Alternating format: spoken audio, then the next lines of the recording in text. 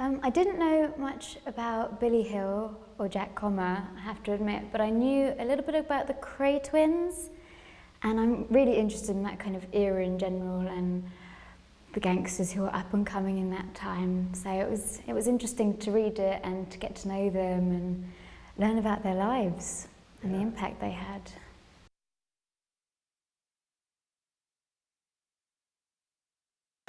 Well, there's not much that you can find out about her. So I googled her name, and there's no pictures. Like Rita has pictures, obviously Billy Hill and Jack have pictures. There's no pictures of her, and the only thing I could find was a little snippet from, I'm not sure if it was an autobiography or biography, but it seemed to be in Billy's own words, talking about Aggie, and it was a tiny section saying how she was this different kind of girl, and that's why he married her, and she was sweet and young and pretty and that kind of thing. So that's all I really had to go on. Okay. I think Aggie sees in Billy this older guy who's quite exciting, who has a lot of charm and charisma, is different from the other guys that she's ever met, because she's a little bit younger than him. And at the start of the film, she's probably about 20 years old, around that age. So he's exciting, it's that kind of teenage, older man kind of thing, a bit rebellious, the parents don't approve. So at the start of the film, I think that's the kind of thing she sees in him.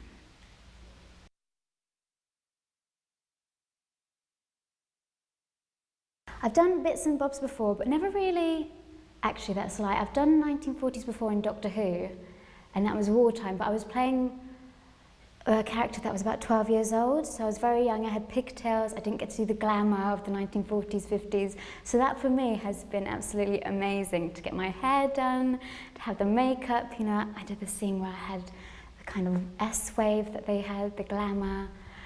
That I've enjoyed so much, getting to wear the dresses every day, it's a new dress, it's just so much fun for me.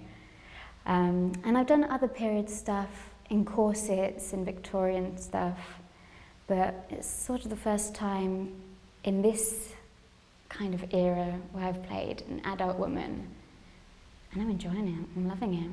Great.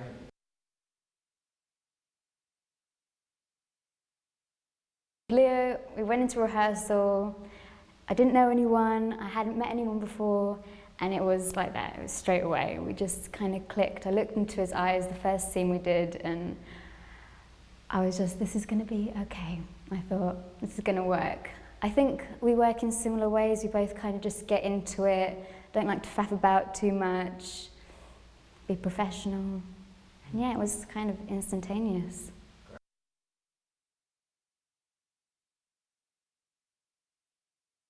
Simon knows what he wants as a director, and I like that.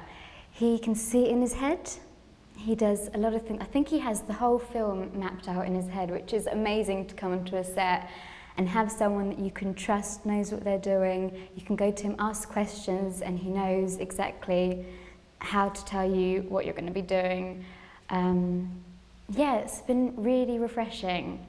Because it's his baby, he wrote it, and he knows, he can see it in his head, he knows how he wants it to be. So yeah, I feel really comfortable with him. And he does a lot of things in one-shots, and that's such an interesting way to work as an actress, because you're not having to remember what you did before, you can just be fresh in the moment, do things differently each time, you're not coming in close, it's quick. Yeah, it's really refreshing.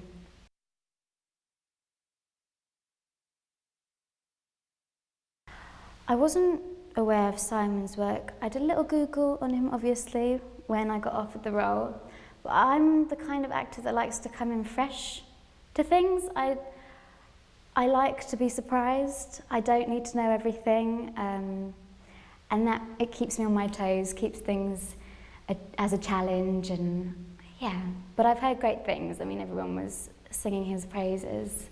And I heard that he does a lot of horror things. So I'd be interested after doing this to watch and see what he does with that, what he's done before, yeah.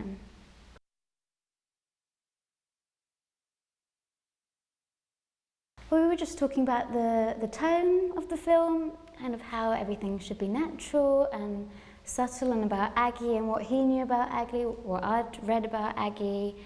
And what we talked about the most was where to put her kind of in the class system, because you've got all these actors who are like proper gangsters, they've got the East End accent, and we were talking about how Aggie should be different from them. She should have a little bit more class than them, be a little bit more from a middle class family, her parents unapproving of Billy, and so that's the kind of things that we discussed.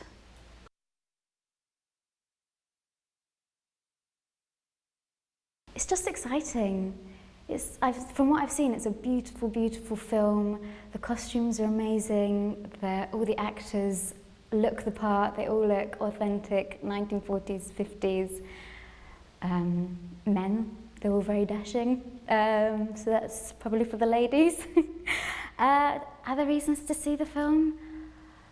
I think there aren't many films in this kind of era that are done well, gangster films, and I definitely think that we've hit the nail on the head with this one.